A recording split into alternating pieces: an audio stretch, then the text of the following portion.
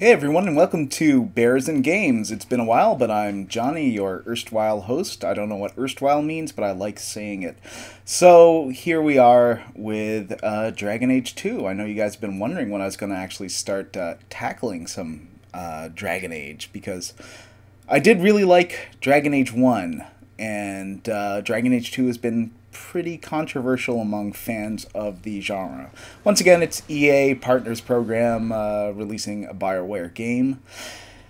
And Dragon Age 2 was pretty different. It doesn't have the epic scope of Dragon Age 1, and even more importantly, it doesn't have the multitude of starting stories that you come at the game from. You don't have the choice of elf or human or dwarf. So you can't make burly bear guys. There's no Kevin the Dwarf this time. Although I did import my save game in from Dragon Age 1, there hasn't been so far any visible effects of the choices I've made. I think they've mentioned the Queen of Ferelden, so that might be part of it. I guess we'll have to go see that. But yeah, consider Dragon Age 1 to kind of be Lord of the Rings, and then Dragon Age 2 to be sort of a sci-fi original series, and you'll get the gist of it. Unlike a big epic story with, huge global consequences, this is more like something like Star Trek The Next Generation or Deep Space Nine, where it's more centered around one place and the interactions of the characters within it. Here's my character. We've got Hawke, going once again with my general idea of naming RPG characters after cars. You'll see that Hawke is human, so they've got a fairly slender character model. He's also a mage. But I did try to get him to be bearded and as burly looking as possible. I started giving him a Cro-Magnon brow. Results are mixed. Here's the second appearance in a Bears and Games story about a oddly muscular dog. So take that as you will. This is one of the downloadable characters. I call them Barky 2 because the dog in the first game was Barky 1. So here's sort of the group of people you have. You've got Aveline there. I haven't got everyone in the party yet. There's Aveline, sort of a generic boring knight. Meryl is the elfie woman. Varric here is the hairy dwarf guy. Although he doesn't have a beard, they have a very detailed model of his chest hair, so that's kind of good, right? I don't know. I enjoy Varric. He's got a really handsome, broad-jawed face, so I like including him in my party as much as possible. There's Fenris, who's one of the gay interests of the game. This time you don't have to go for one, you can go for at least two, if not more. Fenris seems to have what some might call a Bishonen look to him. He's got the white hair, he's super scrawny, he's pouty and angsty all the time because he's lived as a slave and not had a very good life, I got to admit it. Here we have one of the other love interests. His name is Anders, and he also appeared, I believe, in Dragon Age Awakenings, which was an expansion of Dragon Age 1. So you might remember him. I never really played that. I've only played through the first couple of battles, so I didn't get to him. But he is a gay mage, or maybe bisexual. I'm not entirely sure. Fenris is definitely bisexual, but I think Anders might be 100% gay. I haven't got far enough, I'm only on chapter 2, to really explore that, so hopefully sometime soon I'll get it on with him or the other one. I'm leaning more towards Fenris, I gotta say. So usually my group consists of Varric and Meryl. I like Meryl. She is kind of Vanille-like from Final Fantasy 13, so if you have a low tolerance for a very innocent woman who makes lots of silly comments, you might not like her. Isabella, I haven't figured out really how to level up the rogues appropriately, so I have been including her in my party, but I keep finding chests that I can't unlock, so that's been a problem. So here's Kirkwall, where the entirety of the game pretty much takes place. Once or twice you might head outside and get away from it, but really it's this city, and this is the world map, basically. There's the game is limited in scope. It was the product of, I think, an 18-month development cycle, which is pretty ridiculous. And they changed a lot between the two games. They made this game much more action-oriented, much more Mass Effect-like. So your mileage with it might not be that... If you don't like Mass Effect and you prefer a game like Baldur's Gate, it could be a problem.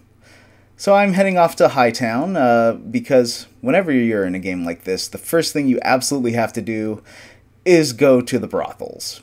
If you remember, the brothel in Dragon Age 1 had some pretty entertaining scenarios. Oh, yeah, while I'm doing this, I should probably show you. The loading times in this game are pretty nuts. I don't remember... Well, actually, no. I think Mass Effect had some along these lines, even when the game's installed. So, the PS3 version, which I'm playing right now, does have some crazy loading time. So here's the brothel. You can see there's my uncle over there in the corner. We basically have an agreement that he doesn't tell my mother that I'm here, and I don't tell my mother that he's here. And this is a very equal opportunity brothel where the escorts happen to be of whatever race and gender you like. See, there's a dwarf guy there, and there's some humans. There's, I think, an elf and a Kunari. Ooh, a new lady captain. Oh, yeah, so that's Aveline, who's super boring. She might be one of the most boring characters of any BioWare game ever. Like, makes Jacob look interesting. And here's the lady who's wearing way too much makeup. What can we do for you So today? when you go to the brothel, you can choose from the best, which is 2 sovereign, standard treatment 1 sovereign, or 50 silver, which is the bottom of the barrel. I usually would prefer the standard treatment because that's the only one that gets you a dwarf. And I'm pretty cool with that. Although, well, you'll see. It's maybe not as rewarding as you might hope. Choose whoever you like. Okay. Well,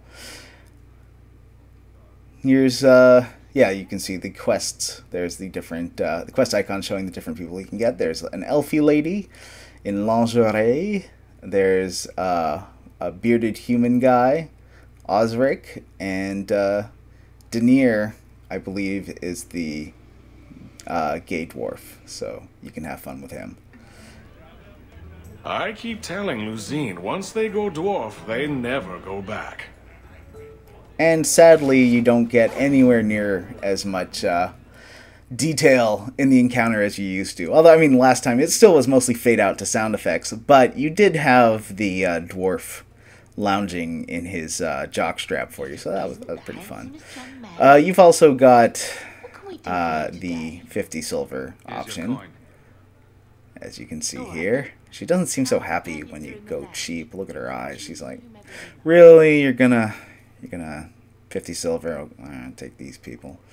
So you've got this lusty elf lady, and you've got some goober here. Big-jawed human guy, and Karimon, who's an elf. Not super excited. I think I liked... There are more choices this time, but I think I liked the lineup of men. Back for more. The last one. Take your pick. So, yeah, not really worth spending all your money on. I was hoping there would be some kind of achievement. So there, one other character that I was looking at pursuing while recording footage for you is, I keep wanting to call him Siegfried, Sebastian, who is a Templar, I believe. I think that's the term for the knight guy serving the chantry, which is sort of like the holy church. And try as I might, I can't seem to get anything resembling a romantic conversation out of him. You know when you're doing a romantic conversation when the little heart icon appears, and that hasn't happened at all. It has a much more Mass Effect style conversation choice. But I have noticed that Hawke tends to speak in terms of innuendo. Carry on. I love to eavesdrop. Hawke said sarcastically. You know I hate it when you do that. Hawke muttered in an angry aside to the dwarf. Yeah, I like Varric. You can't romance Varric. I've learned who hired Flint Company. I wonder if, as a girl, you can romance Varric. That'd be fun. I'll have to maybe try that next time. See, yeah, this guy, he's the blue-eyed goody two-shoes type. I like that. I like his eyebrow move there.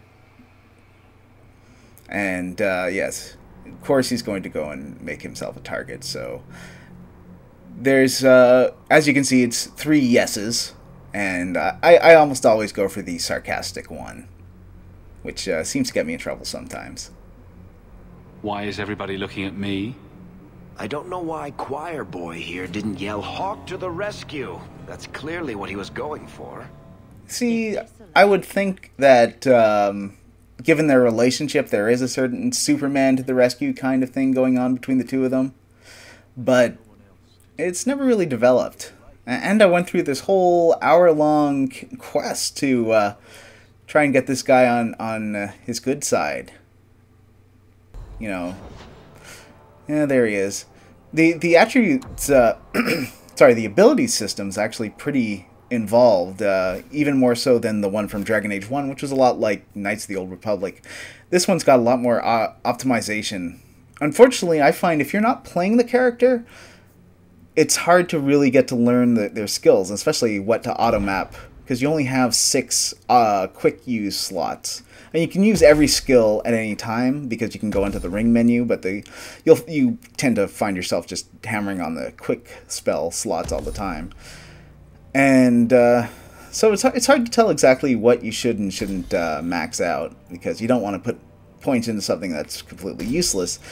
And once again, he's a sort of roguish character, and I haven't found anything involving unlocking stuff. I don't know if it's... See, Subterfuge is stealth.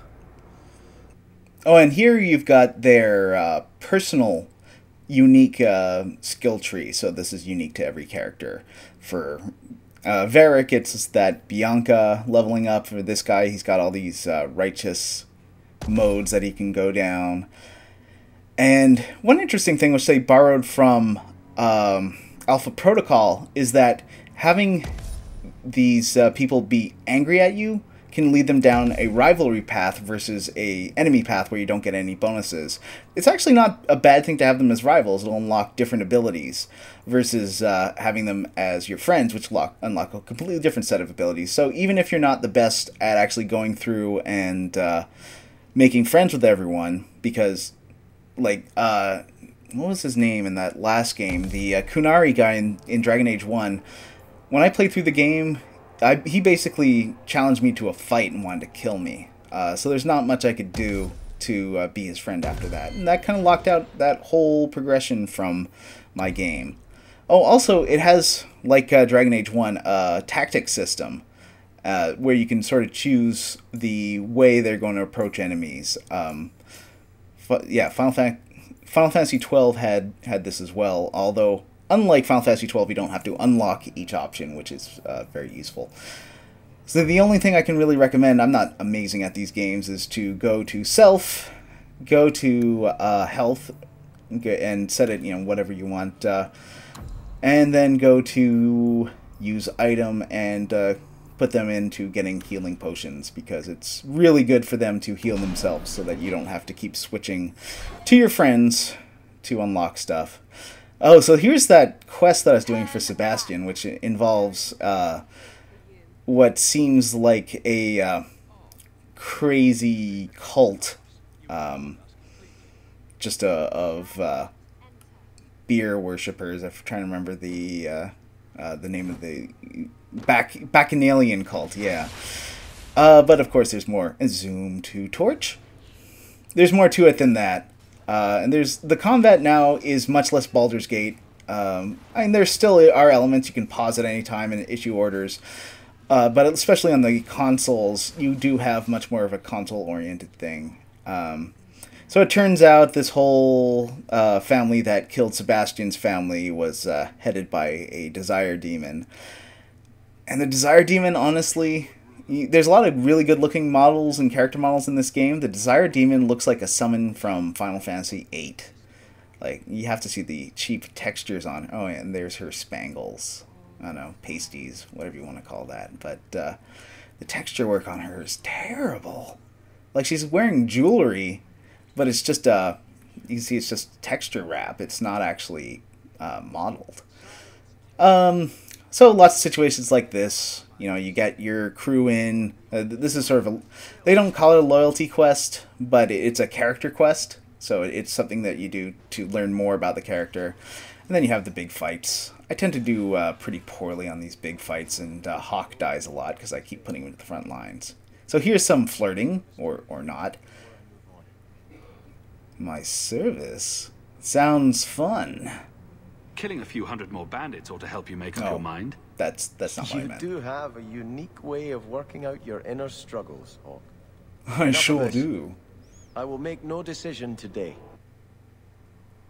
Ooh, hey. Oh. I think this is yours.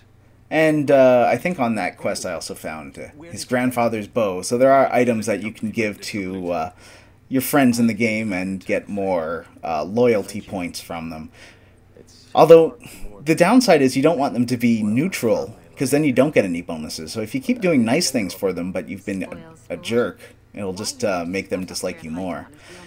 So let's have a look at Fenris. I was saying before, he's kind of Bishonen. Isabella totally has a thing for him, so get that lady out of there. Oh, she knows what's going on. 3 years. So I freed him from his evil master who bound him with those magical stuff that he's tattooed with. And but as you can see, he's not a happy man. Surprised to learn that it isn't, in fact, his mansion. It belongs to a Tevinter merchant, one who has evidently given up on the place. Perhaps he is dead. Perhaps Denarius killed him. Either way, if Denarius is You do have to try and memorize a whole lot of names. Although, honestly, I I'm no good shouldn't at trouble it. you with this. My problems are not yours. Oh, look. Here we go. I might be able to help with your problems. Or give you a few more. More problems than you normally do, I assume. You're a handsome man, Hawke. Is there no one else who has your attention? No, of course not, baby. It's just you. Do you see anyone else here? I'm an escaped slave and an elf, living in a borrowed mansion. None of those things bother you. I recommend not reminding him that that you're a mage if you're playing a mage, because he doesn't like mages. That would bother me. You are not most people, clearly. You raise an interesting point. I'll have to consider it.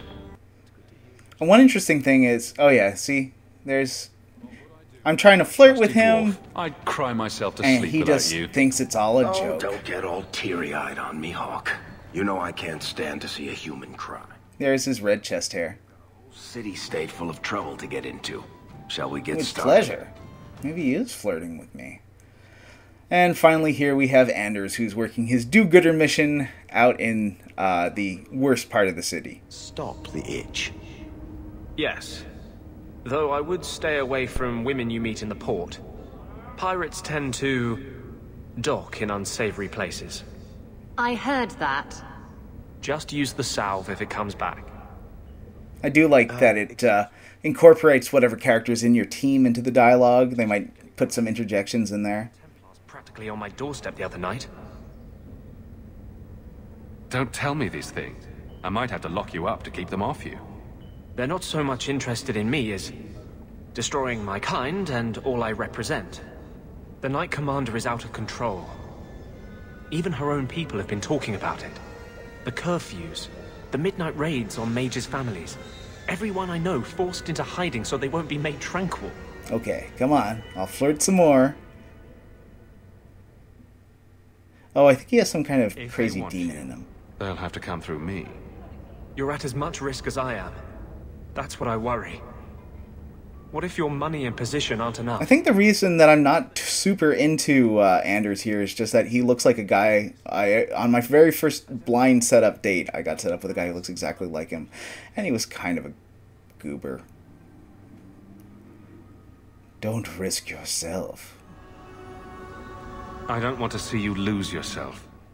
I like that there's a couple of romantic options. I think I'm kind of screwing up with Fenris. Every time I flirt with him, he gets more and more angry at me. But maybe he's just that kind of The guy. world must see us as people, not just mages. Is this a metaphor for gayness? Help me make that happen. So that's Dragon Age 2. I'll update you guys when I get to the point where I can start boffing, and have a short episode on that. Thanks.